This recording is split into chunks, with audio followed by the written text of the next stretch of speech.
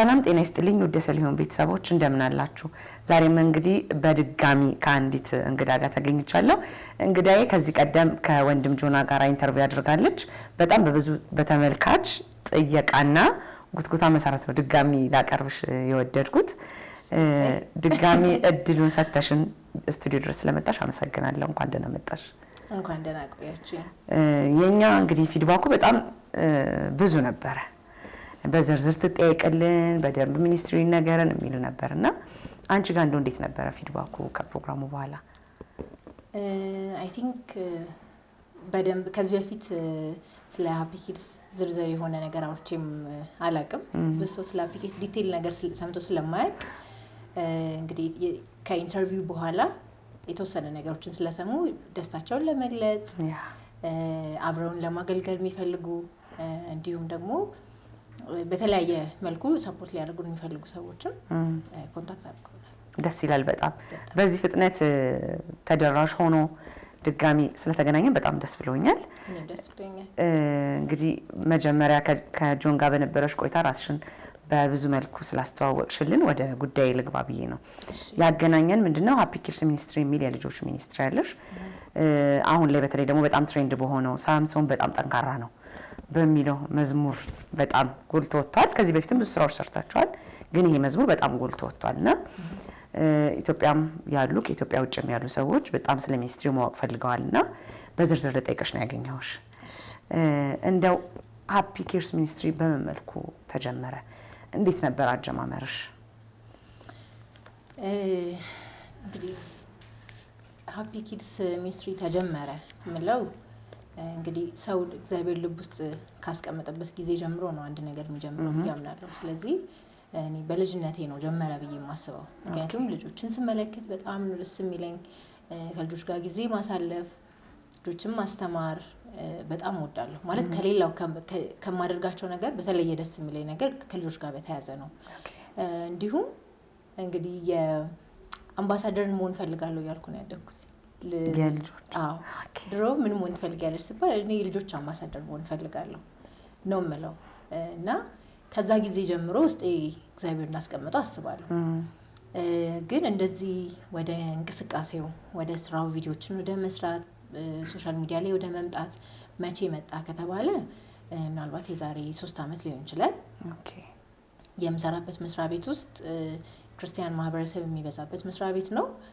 እዛ መስሪያ ቤት ውስጥ ሁሉም ልጅ ከ3 እስከ 5 ልጅ ያላቸው ናቸው። 2 3 5 ልጅ እንደዚህ እና ሰንዴ ስኩል አስተምራለሁ በሰዓቱ። ግን መስሪያ ቤት ውስጥ ያሉት ልጆች ደግሞ ማስተማር ፈለኩኝ። ኦኬ የጓደኞቼን አብሮ የስራ ባልደረቦቼን ማለት ነው። እነሱንም ማስተማር ፈለኩኝ። ያው ኦፊስ ድረስ መጣው ይማሩ ሰው ምን ማድረግ ጀመርኩኝ። አርብ ላይ ከለሪንግ ቡክ አዘጋጅላቸዋለሁ። ከለር ለምሳሌ ዘፍጥረት አንዳንድን ከሆነ ዘፍጥረት አንዳንድን ጽፍላቸዋለሁ፣ ከላይ ጥቅስ ጽፍላቸዋለሁ። እንደ አሳይመንት ደግሞ ከለር እንዲቀቡ አድርጌ ልክላቸዋለሁ ማለት ነው። እና ሰኞ ይመልሱልኛል እና በጣም ደስ ነው የሚላቸው። በቃ በጣም ደስተኞች ናቸው። በቃ በዛ ነው የተጀመረው ማለት ነው። ከለር ለነሱ ሰራለው ልካለው። ከዛ ደግሞ አብሮኝ ከሚሰራ አንድ አብሮኝ የሚሰራለ ፓስተር ደስታ ይባላል። ደግሞ ቪዲዮ እኮ ብትሰሪላቸው አለኝ አንድ ቀን። ቪዲዮ ደግሞ ብትሰሪላቸው የሚቀቡትን ከለር ቢያንስ ታሪኩን እያዩ እንትን እንዲሉ ይረዳቸዋል አለኝ። ስለዚህ ለነሱ ብዬ ነው የጀመርኩት ማለት ነው። ይሄ ወደ ድርጊቱ የገባሁት ለአንድ 15 ልጅ የሚሆን ልጅ ማለት ማክሲመም 15 ይሆናሉ።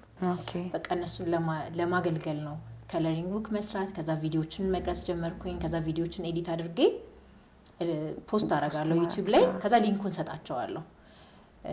ከዛ በኋላ ዝም ብዬ እሱን ቲክቶክ ላይ ማረጋዋለሁ፣ ዩቲዩብ ላይ ፌስቡክ ላይ ማረጋዋለሁ።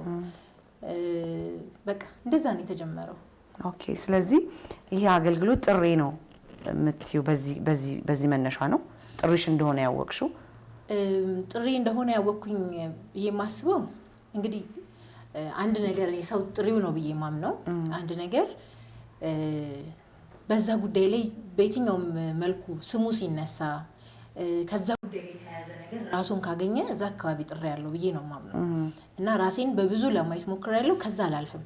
የሚገርመው 12ኛ ክፍል ከተፈተንን በኋላ ቸርቻችን ውስጥ ሁላችንም እኩል አይነት ክላስ ላይ ነበርን። ስለዚህ ሁላችንም ተፈትነን አጋጣሚ እኔ አሞኝ ነበረ የፈተና ቀን ማለት ነው። እና የፈተና ቀን አሞኛል እንደማላልፍ እየታወቀኝ ነበር የተፈተንኩት። አክቹአሊ እንትን ታምሜ ስለነበረ በሚቀጥለው ዓመት እንድማር ስኪፕ እንዳደረገው ጠይቀውኝ ነበር አስተማሪዎችም። ግን ስኪፕ ማድረግ አልፈለኩኝም። በቃ ፈተናለሁ ብዬ ኦልሞስት ወደ 2 ሰዓት ከምናምን ታምሜ ፌንት አድርጌ ምናምን ነው ወደ ፈተና የተመለስኩት። አጋጣሚ ከዛ በፊት የበላሁት ምግብ እንትን አድርጎኝ ነው ፖይዝን አድርጎኝ ነበረ። እና እኔ አሁን ውስጤ እንዳለ ለመግለጽ ነው። እሺ ሶ ከዛ ፈተና ውጤት ምናምን ከመጣ በኋላ እኔና ወንድሜ አንድ ክፍል ነን ተፈትነናል። ኦልሞስት የቸርቻችን ልጆች አንድ 15 እስከ 18 አካባቢ እንሆናለን። ሁላችንም እኩል ነን ከኔ በስተቀር ሁሉም ሰው ውጤት መጥቶለታል። ከባድ ነው ምናምን በሰዓቱ በጣም ከባድ ነው እና ግን እኔ ውስጤ ምንም አልተረበሸም። መሆን የምፈልገውን የሆነ ውስጤ ያውቀዋል ምን መሆን እንደምፈልግ ስለማውቅ ወደ ትክክለኛው መንገድ እየሄድኩኝ ነው የሚመስለኝና ምንም አልተረበሸም ውስጤ። ምክንያቱም እዛ ጋር ተፈተኝ ስባል አትፈተኝ ይቅርብሽ ለፊ ስባል አይ ምናምን ብዬ ነው ያልኩት። እና ልክ ውጤት ካልመጣ በኋላ ሁላችንም ወደ ምዝገባ ኮሌጅ ምናምን ስንመዘገብ እናቴ እንድሆን የፈለገችው አስተማሪ እንደሆን ፈልጋለች። ይሄ ከልጆች ጋር ያለኝን ነገር ስለምታውቅ አስተማሪ ብትሆኛ አሪፍ ነው ምን ብላ ስላሰበች አስተማሪ እንደሆን ስለፈለገች እዛ ፔዳጎጂ ትምህርት ቤት ነበረ ደብረ ዘይት ውስጥ እዛ ሄዳ አስመዘገበችኝ። ከዛ ውስጥ አልፈለገውም ማለት አስተማሪነቱን ሳይሆን የሆነ እኔ ከምፈልገው ጋር ይገናኝልኝም። ስለዚህ ብዙም ፊድባክ መስጠት አልቻልኩም። እሺ አለችኝና እንዲሁም አካውንት እኮ ብትሆኝ አካውንታንት ብትሆኝ በቃ ጥሩ ነው ያበላል እንደዚህ ነው አለችኝ። ከዛ ደግሞ ሄዳ አስመዘገበችኝ ከፍላ አስመዝግባኝ መጣች። አሁንም ውስጤ እኔ እንትን አላለም። ብዙ ጊዜ አሁንም ድረስ ህይወቴን የምኖረው ለምኖርበት አላማ የሚያስኬደኝ መንገድ ካልሆነ ምንም ነገር አላደርግም። ምንም ነገር የዛን ሰዓት ማስበው ነገር ጋር የሚገጣጠምልኝ ስላልሆነ አልፈለኩትኝ። ከዛ አጋጣሚ የቸርቻችን መሪ እኔንም እናቴንም ጠራኝና አንቺ እኮ መሰረተ ክርስቶስ ኮሌጅ ብትማሪ ኮሚኒቲ ዲቨሎፕመንት የሚባል ኮርስ አለ ትምህርት አለ እሱን ብትማሪ እኮ ይሄ ከልጆች ጋር ያለሽን ነገር የሆነ ነገር ምናምን አለኝ። የዛን ቀን ልቤን የሆነ ነገር ተሰማኝ። የሆነ ነገር መጥቶ ልብሽ ያገኘ ነገር ተሰማኝ። አልገባኝም ስለ ትምህርት ቤቱ አልገባኝም። የነ ኮሚኒቲ ዲቨሎፕመንት ለመጀመሪያ ጊዜ ሲሰማ ነው ግን አላቅም። የሆነ ነገር መጥቶ ልቤን ነካኝ። ከዚህ ነው መማር የምፈልገው አልኳት። ወዲያውኑ ደብዳቤ ጻፈልን። ትምህርት ቤት ሄድን። ገና ግቢ ውስጥ ስገባ ከዚህ ነው መማር አልኳት። እናቴ ከፍላለች ምናምን። እናቴም ደግሞ በጣም በቃ ምርጥ ነች። ምንም ዋጋ የከፈለችበት ቢሆን እኔ የሆነ ነገር እንደገባኝ ታውቃለች። የሆነ ራዕይ እንዳለኝ ስለምታውቅ ለዛ ራዕይ የምከፍለውን ነገር ሁሉ ምታውንም ብታው መከፍለውን ብከብ አብራኝ ነው እንትን የምትቀጥለው። ይሄን ቆጥቼ ይሄን ከፍዬ ምናምን አትለኝም። እሺ አለችኝ። የዛን ቀን ትምህርት ቤት ሄጄ ተመዘገብኩኝ ምናምን ክላስ ጀመርኩ። በጣም በህይወቴ የምወደው ጊዜ ማለት ኮሌጅ የተማርኩበት ጊዜ ነው። ማለት እግዚአብሔር ትክክለኛ ይሄ ከምፈልገው ነገር ጋር ያገናኘኝ ጊዜ ነውና ምልሽ ነው ይሄ ውስጥሽ አንዳንድ ጊዜ እግዚአብሔር የጠራሽ ነገር እግዚአብሔር ያለሽ ነገር ሲኖር እንትን ታያለሽ የሆነ ነገር ይሰማሻል። በቃ ይሄ ምን አይነት ንፋስ ነው በውስጥሽን ቅዝቅዝ ይል ይሄ ሰውነትሽ እንትን እስኪሆን ድረስ የሆነ ነገር ይሰማሻል። ከዛ ነገር ጋር የሚያገናኝ ነገር ሲኖር ካልሆነ እንደማንኛውም ጊዜ አድርገሽው ልታልፊ ትችያለሽ። ከእውቀት አንፃር ልታልፊ ትችያለሽ። እና ከሱ በኋላ ያለኝ ህይወት እስካሁን ድረስም ከዛ ጋር የሚያገናኝን ነገር ነው እያደረኩ ያለሁት። የሆነ መስሪያ ቤት ስገባ ከዚህ ነገር ጋር ምን አብሮ ሊሄድልኝ ይችላል በያስቤ ነው የትኛው መስሪያ ቤት ምገባው። ከዛ በኋላም ከተመረኩኝ በኋላም ስራም ሲይዝ ከዛ በፊት ቲቪ ላይ እንትን ብያለሁ ነበረኝ።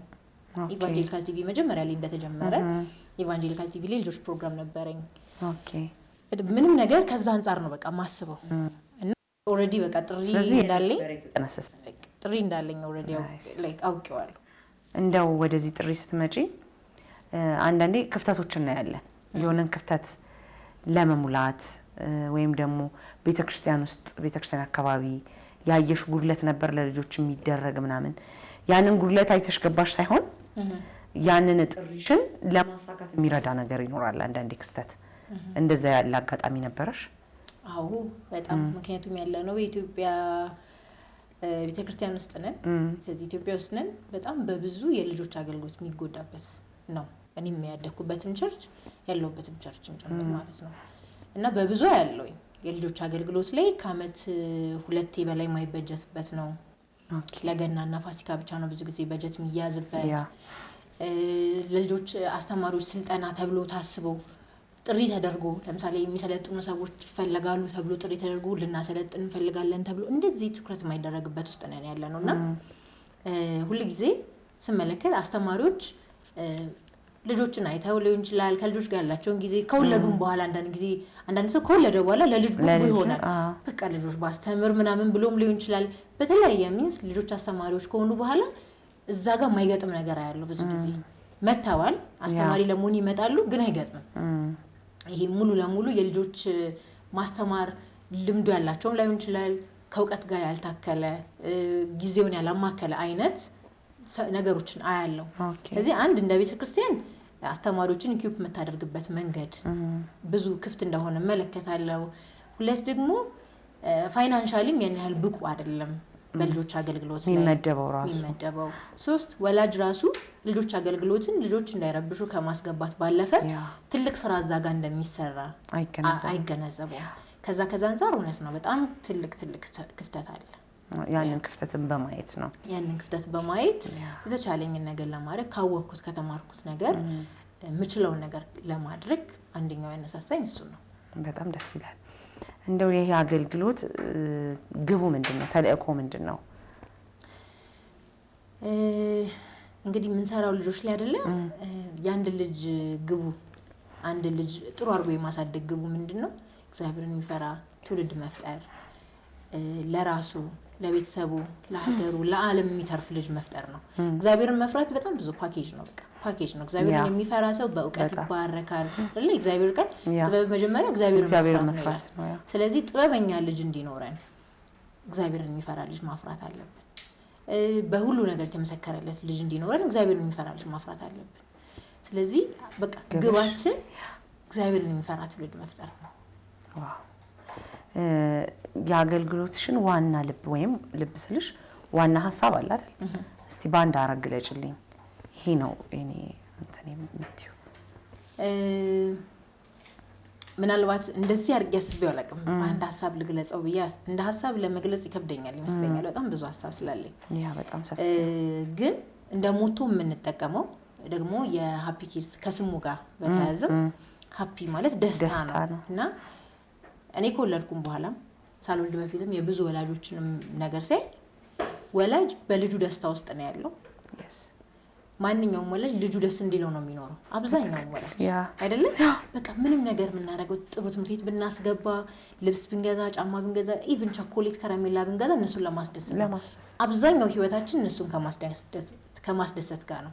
ሶ ለምን ልጅ እንዴት ነው ማስደሰት ምንችለው ብዬ ደግሞ ላይክ እያሰብኩኝ ነው አንደኛው። ስለዚህ አንዳንድ ወላጅ ልጁን በብዙ ነገር በማድረግ የሚያስደስተው ይመስል ቆንጆ ትምህርት ቤት ቆንጆ ልብስ መግዛት በሰርቪስ በመላክ ምናምን ነው ይሄ ከብር ጋር የተያዘ ነገር በማድረግ ግን ደግሞ ስትመለከጂ በጣም ሞላላቸው የምንላቸው ውጭ ሀገር የሚኖሩ ልጆች እንኳን ሱሳይድ ያደርጋሉ ራሳቸው ማለት የብር ችግር የለባቸውም። ስለዚህ ደስታ ምኑ ጋር ነው ያለው? ብር ውስጥ እንዳልሆነ ገባል። ልጃችንን ለማስደሰት የበለጠ ነገር በመግዛት አይደለም ከጎረቤታችን የበለጠ ጫማ ብራንድ በመግዛት ውስጥ እንዳልሆነ አንዳንድ ጊዜ ደግሞ ጊዜ በመስጠት ደግሞ ብለሽ ታስቢያለሽ። በቃ ጊዜ እኮ ቢሰጣቸው ልጆች ብርም ምንም አያስፈልጋቸውም። ኦፍ ኮርስ በጣም ጊዜ ዋጋ አለው። ከዛ ግን ልጅ ደግሞ ጊዜን ብቻ ሰጥተሽው ደግሞ አይሆንም። አንዳንድ ሰው የለም ቤተሰቦቹ በጣም ጊዜ ይሰጡታል ግን ብዙ ነገሮችን ስላላሟሉለት ስቲል ደስተኛ ያልሆነ ልጅ አለ። ብዙ ደስታ ውስጥ እንትን ያላለ ማለት ነው። ስለዚህ ደስታ ምኑ ጋር ነው? አንድ ልጅን ማስደሰት ምኑ ጋር ነው? በቃ የሃፒ ኪድስ ሙሉ ሞቶ ያለው ዛን። ስለዚህ ደስታ ውስጥ እዛ ደስታ ውስጥ ደግሞ እግዚአብሔር ውስጥ ነው ያለው። ደስታ እግዚአብሔር ውስጥ ነው። ለልጄ እግዚአብሔርን ካስተላለፍ ብቻ ነው ልጄ በቃ በዘላለም ደስተኛ ልትሆን ትችላል። እኔ ለምን ደስተኛ ነሽ ብትኝ ብዙ ነገር ተሟልቶልኝ አይደለም ብዙ ነገር ስላለኝ አይደለም እግዚአብሔር ስላለኝ ነው ደስተኛ ሆንኩት። እዚህ ሃፒ የሚለውን ስም ከዛ ነው አንድ የተነሳ ነው። ስለዚህ እንደው አንድ እንደ ሀረግ ጠቅለል ለማለት ደስታ ወይም የአንድ ልጅ ደስታ ምክንያት መሆን ነው ሃፒ ኪድስ። በጣም ደስ ይላል። ይሄ ሃፒ ኪድስ ሚኒስትሪ በየትኛው እድሜ ክልል ላሉ ልጆች አተኩሮ የሚሰራው? በየትኛው እድሜ? እንግዲህ ልጆች የሚለው ዴፊኒሽን ለየሀገሩም ሊለያይ ይችላል። በየሀገሩ የሚሰጠው ዲፊኒሽን አለ። አንዳንድ ቦታ እስከ 18 እስከ 21 ድረስ ልጆች የሚለው ሊካተትም ይችላል። ግን ልጆች ብለን የምንጠራቸው እንደ ቤተክርስቲያን በተለይ ልጆች ብለን የምናስቀምጠው እስከ 12 እና 13 ዓመት ድረስ ያሉት ቲኔጀርስ የሚለው እድሜ ጋር እስኪደርሱ ድረስ ያሉት ነው ልጆች የምንላቸው። እና ሃፒ ኪድስም በደንብ ፎከስ የሚያደርገው እዛ ልጅነት ላይ ነው። ምናልባት እንዳባባል ካልተሳሳትኩኝ ምን ይላሉ ይባላል ካቶሊኮች ልጅህን እስከ 7 ዓመት እድሜ ስጠኝ እድሜ ልኩን ካቶሊክ አደርገዋለሁ ይላሉና ሀሳባቸውን በምንድን ነው በደንብ አንደርስታንድ ማድረገው ልጅ እስከ 7 ዓመት ድረስ ማስተካከልም በላሻል ልጅን ለአንድ ሰው እስከ 7 ዓመት እድሜ ብትሰጪው እድሜ ልኩን ያሳደግሽበትን ነገር መሆን ይዞ ነው የሚወጣው። ያ ስለዚህ ልክ ናቸው ስለዚህ በቃ እድሜ ልኩን ካቶሊክ አደርገዋለሁ ማለት በቃ ከዛ በኋላ የትም ቢሄድ ኦልሬዲ ቤዝመንቱ ላይ። ስለዚህ አንድ ልጅን እድሜ ልኩን እግዚአብሔርን መፍራት የሚማርበት እድሜ ነው ማለት እግዚአብሔርን መፍራት እግዚአብሔርን ማወቅ ስለ እግዚአብሔር ቤዝመንት የምታስይዥበት ከዛ እድሜ ልኩን ተከታተዩ ኦልሬዲ ተከልሽበት ነገር ነው በቃ ከዛ ጋር የሚቀጥለው። መጽሐፍ ቅዱስም ይላል ልጅህን በሚሄድበት መንገድ ነው በሸመገለ ጊዜ ከዛ ፈቀቅ አይልም ይላል። እንዲሁም ብዙ ጊዜ ይሄ የሚሄድበት መንገድ ብዙ ሰው ምናልባት ብዙ ሰው ላይሆን ይችላል ግን አብዛኞቻችን አንደርስታንድ የምናደርገው እኔም በፊት አንደርስታንድ የማደርገው እኔ ወላጅ በሚሄድበት መንገድ መምራትን ይመስለኝ ነበር። አይደለም በሚሄድበት በቃ ልጅ በሚሄድበት ያ ደግሞ ያ መንገድ ደግሞ እግዚአብሔርን በመምሰል በሚሄድበት ምክንያቱም እኛ እንደ ሰው በጣም ብዙ ጊዜ ወድቀን ተነስተን ነው እዚህ የደረስነው። የኛ መንገድ ልክ አይደለም በቃ እዚህ ጋር ለመድረስ ብዙ የወጣን የወረድንበት መንገድ አለ። በዚህ መንገድ ማስኬድ አልችልም ልጄ ብዙ ወጥቻለሁ ምናልባት እንዳትመጣ እኔ በወደኩበት መንገድ እንዳትመጣ እዚህ ጋር አደጋ አለ ብዬ ምልክት ላሳያት እችላለሁ።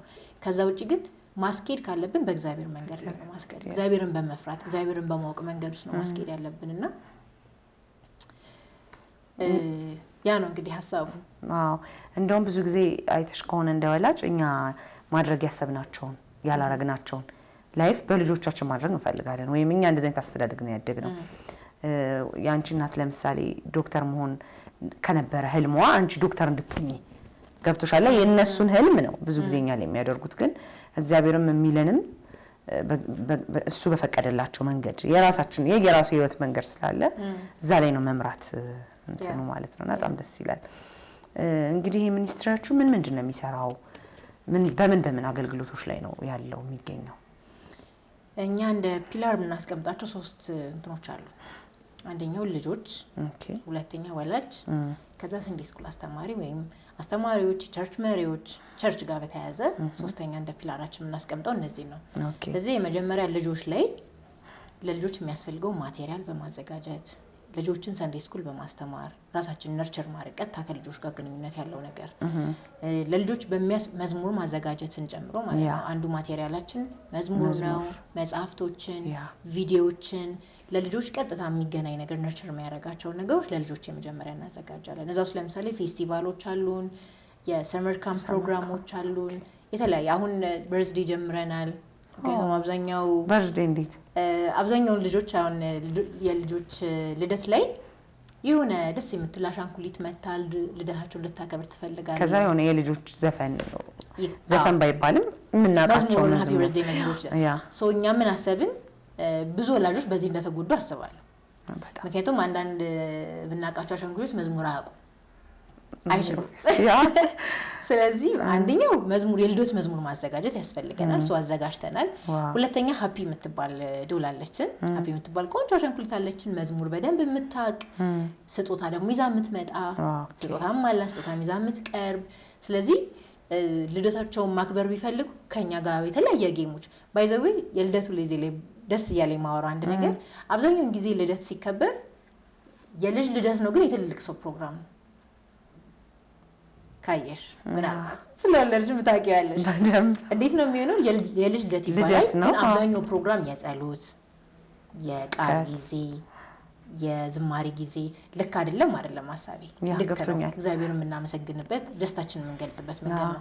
ግን ብዙ ጊዜ ልጆቹን ፎከስ ያደረገ አይደለም። ያቺ ኬክ ቆረሷ ላይ ነው እንጂ ልጆቹን ኑ እንላለን። ልክ ጸሎታችንን ምናምን ስንጨርስ ኑ እንላለን እናስቆርሳለን። አለ የልጆቹ ፓርት እዛ ጋር ነው።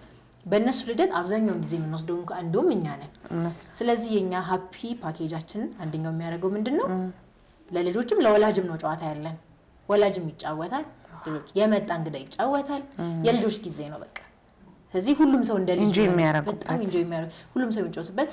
በእርግጥ የቤተሰቡን ፕሮግራም በጣም ሪስፔክት እናደርጋለን። ቃል መዝሙር ምናምን መኖሩን ሪስፔክት እናደርጋለን።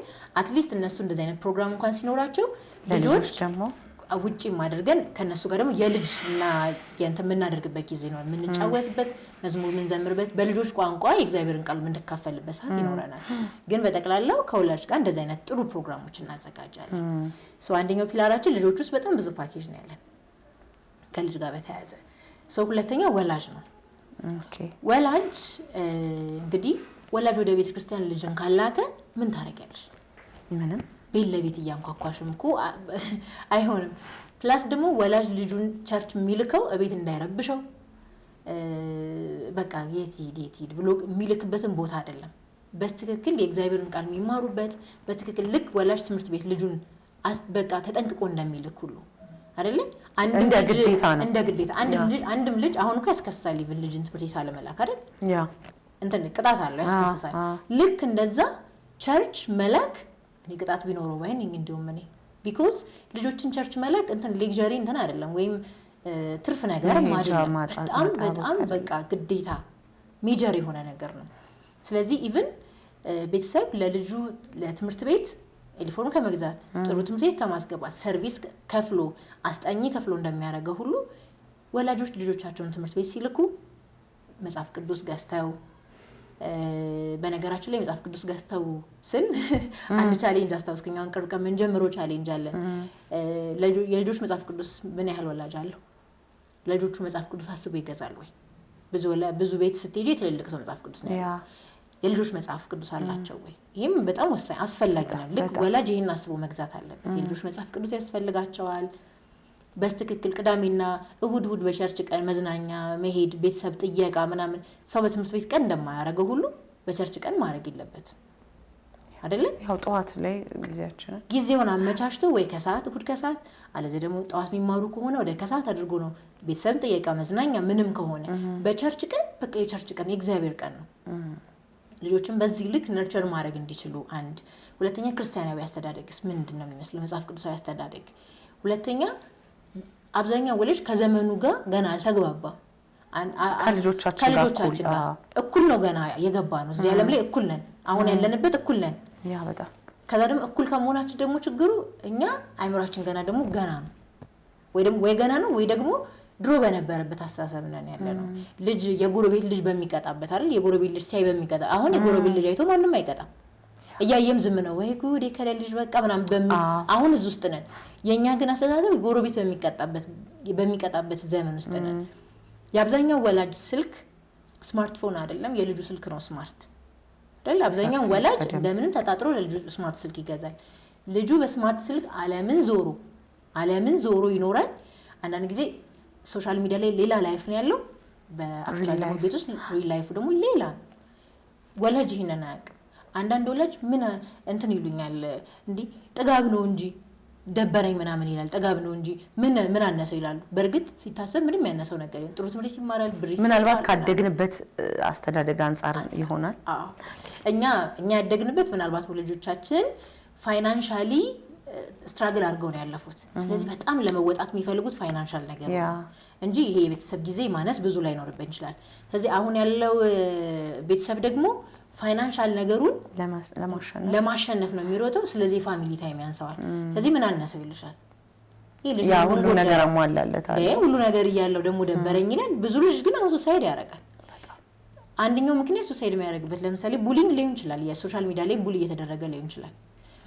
ወላጅ አያውቅም የሶሻል ሚዲያ ቡሊንግ እንዳለ። ሶሻል ሚዲያ ላይ ወይ በመልኩ ወይ ባለባበሱ የሆነ ነገር ተይዞበት ቡሊ እየተደረገ ሊሆን ይችላል። ብዙ ልጅ በቡሊንግ ምክንያት ራሱን ያጠፋል። ሶሻል ሚዲያ ላይ ያልተገባ ነገር ፖስት ተደርጎበት ሊሆን ይችላል። ወላጅ እንዲህም እንዳለ ሶሻል ሚዲያም የሌለው ብዙ ወላጅ አለ ሶሻል ሚዲያ የማይጠቀም። ለልጁ ግን ሰጥቶ አግባብ ነው ግን ታያለሽ። አሁን እንትኑን ይሄ በመከልከልና በእንትን መሀል መሆን አንችልም ልጆቻችን። ምክንያቱም አንደኛ ትምህርት ቤቶች እንኳን አሁን ላይ የትምህርት መረጃ የሚልኩላቸው ቴሌግራም ላይ ማትስ ትምህርት እንትን ጥያቄ ተልኩላቸዋል ጥያቄን በዛ ላኩ ብሎ አስተማሪ ይልካል ስለዚህ ከሶሻል ሚዲያ ልናርቃቸው በጣም ልናርቃቸው አንችልም አትሊስት ግን ልንጠቀምባቸው መንገዶች አሉ አንደኛው አሁን አብዛኛው ወላጅ ምናልባት ላያቅ ይችላል ብዬ የማስበው የሶሻል ሚዲያ ስትከፍቺ የኤጅ ይጠይቅሻል ሁሉም ሰው ኤጅ ይጠይቀዋል ለልጆች ሲከፈቱ ማለት ከ18 አመት በታች መክፈት ይችላሉ መክፈት እንኳን ካስፈለገ ማለት ነው እሱ ምንድነው የሚያደርገው ከ18 አመት በታች ከሆነ ሰጀስት አድርጎ ይሄ ፎር ፔጃቸው ላይ የሚመጣው የልጆች ነገር የተመጠነ በእድሜያቸው የተመጠነ አብዛኛው ወላጅ ግን ለልጁ የራሱን ነው የሚሰጠው የከፈተው የራሱ በሱ ኢሜል የተከፈተው ነው በሱ ኢሜል ማለት በ38 አመት እድሜ የተከፈተ ኢሜል ማለት ምንም ነገር ነው የሚያመጣው ለልጆች ያልተገባ ማየት የሌለባቸው ነገሮች ሁሉ ፎር ፔጅ ላይ ሊመጣ ይችላል እኛ እንደ እድሜያችን እንደ አዳልትነታችን የሚያስፈልገን ነው ማያስፈልገን እየመረጥን እናያለን ኢቭን የልጆች የሶሻል ሚዲያ እንትን ካይሽ ምንድነው የኮሜንት ሴክሽኑ ዝግ ነው እኔ እንዲሁም አንዳንድ ወላጅ ጠይቀኛል ኮሜንት መስጠት ፈልገን ለምን ዘጋሹ ይሉኛል እኔ አይደለም የዘጋሁት ከ18 አመት በታች ከሆነ ይዘጋል ምክንያቱም እዛ ላይ ቡል የሚደረግ እንኳን ካለ ልጆች አይተው እንትን መሆን የለባቸው ከዚህ በፊት ምናልባት አንድ ሶሻል ሚዲያ ላይ እንግዲህ ቆይቷ ሜቢያ አመትም ሊሆን ይችላል ውጪ ነው አንድ ራሱን በቲክቶክ ቻሌንጅ ሰሞኑን እንደውም እንደ አዲስ አይ ቲንክ ጉዳዩ እንደ አዲስ ተነስቶ ማውሪያ ሆኗል አሁን ያን ቤተሰቦች በርግጥ ሙሉ ለሙሉ ሳይወራ ሰሞኑን ግን በጨረፍታ የሚሰማቸው እንደዚህ አይነት ቻሌንጅ እንዳለ እንኳን እነሱ አያውቁ ያ በጣም ከባድ እንደዚህ አይነት ቻሌንጅ ግን ተከፍቶ የሚሰጣቸው እድሜ እንትን አለው ቤተሰቦች ይሄንን መመጠን ይችላሉ ታይም ሰዓት መመጠን ይችላሉ የሚያዩቸው ነገሮች ቼክ ማድረግ የወላጅና ይሄ ፓርትነር ሶሻል ሚዲያ ፓርትነር እንትን አለው የልጅ ስትከፍቺ ልጁ የሚከፍተው ነገር አንቺ ጋር ኢሜል ይመጣል እንትን ከፍቷል ትፈቅጂለታለሽ ብሎ ይመጣል ሜሴጅ እንትና ጋር ሊልክ ነው ትፈቅጂለታለሽ ብሎ ይመጣል ቢያንስ አትሊስት ይሄንን ኮንትሮል 18 አመት እስኪሞላው ይሄን ኮንትሮል ማድረግ ይቻላል ገብቶናል ወይ ነው አሁን ይሄ ሐሳብ ራሱ ገብቶናል እንደ ማህበረሰብ ብለሽ ተስበሽ አንዱም እኛ ወላጆች ላይ አንዱም ትሬኒንግ የምንሰጠው ስልጠና የምንሰጠው ለወላጆች ምንድነው ይሄ ያልገባው ብዙ ወላጅ አለ እንዲህ የሚባል ነገር ልጆቹን በምን ሶሻል ሚዲያ ላይ እንዴት ኮንትሮል ማድረግ እንዳለበት አብዛኛው ወላጅ ሶሻል ሚዲያ እንዳልኩሽ አይጠቀምም ቢጠቀምም ልጁ ሶሻል ሚዲያ እንዳለውም አያውቅም ብዙ ነው የለንም በቃ ማንም ቤተሰቦቻችን ፎሎ ያደርጉናል ብዙ ሰው ፎሎ ያደርግም ብዙ ሰው ብሎክ ነው የሚያደርገው እንደዛ ነው ኮንፊደንትሊ ቤተሰቡ ያየው ፖስት የሚያደርገው ነገር ኮንፈርት ስለማይሰጠው ብሎክ ያደርጋል ወላጆቹ ግን ይሄ ምንድነው ከወላጆች ጋር ያለን ግንኙነት ራሱ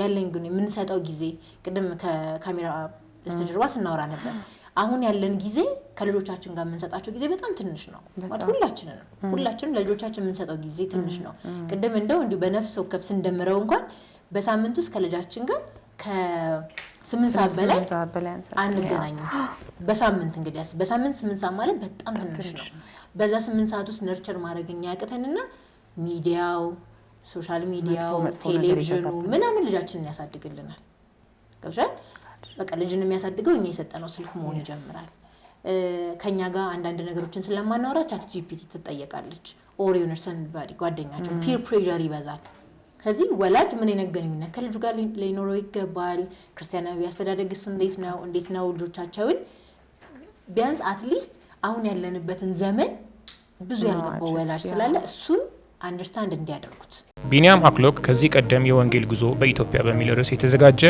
በኢትዮጵያ የወንጌላውያን ጅማሬና እንቅስቃሴ የሚያሳይ ታሪካዊ ዘጋቢ ፊልም በማዘጋጀት በኢትዮጵያና በአሜሪካ ግዛቶች ታይቶ በብዙዎች ዘንድ ተወዳጅነትን አትርፏል። እንዲሁም ራፋ እግዚአብሔር ፈዋሽ በሚል ርዕስ በፈውስ አገልግሎት ላይ ያተኮረ ዘጋቢ ፊልምም አዘጋጅቷል። የዚህ ዘጋቢ ፊልም በሀገራችን የፈውስ አገልግሎት በሰፊው ጥቅም ላይ እየዋለ ብዙዎችን ፈውስን መቀበላቸውን በማስረጃ እያረጋገጠ በአንጻሩም አገልግሎቱን የሚያስነቅፉ የቤተ ክርስቲያንን ስም የሚያስወቅሱ የበርካቶችን ቤተሰብና ግለሰብ ኑሮ የሚያውኩ ድርጊቶችም መከሰታቸውን በመጠቆም ከዘጋቢ ፊልምና ከቴሌቪዥን ዝግጅት በተጨማሪ የስነ ጽሑፍ ስራም እየተሰራ ይገኛል። ጤናማነት መለኮታዊ ዓላማ ነው በሚል ርዕስ በአን ዌንድሶን የተዘጋጀ መጽሐፍ ተተርጉሞም ቀርቧል። እንዲሁም ፈውስ በላቀ ኪዳን በሚል ርዕስ የተዘጋጀ የትርጉም ስራም አቅርቧል። ጌታ ቢፈቅድ ደግሞ ተአምራት በሚል ርዕስ የጻፈውን መጽሐፍ ከዘፍጥረት ጀምሮ እስከ ዛሬ ድረስ የማይቋረጠውን የእግዚአብሔርን ተአምራት በማሳየት ዛሬ ፍርሃትና ጥርጥር በበዛበት ዓለም ውስጥ በእምነት ጸንተን እንድንኖር የሚያበረታታን መጽሐፍ ይዞልን ቀርቧል።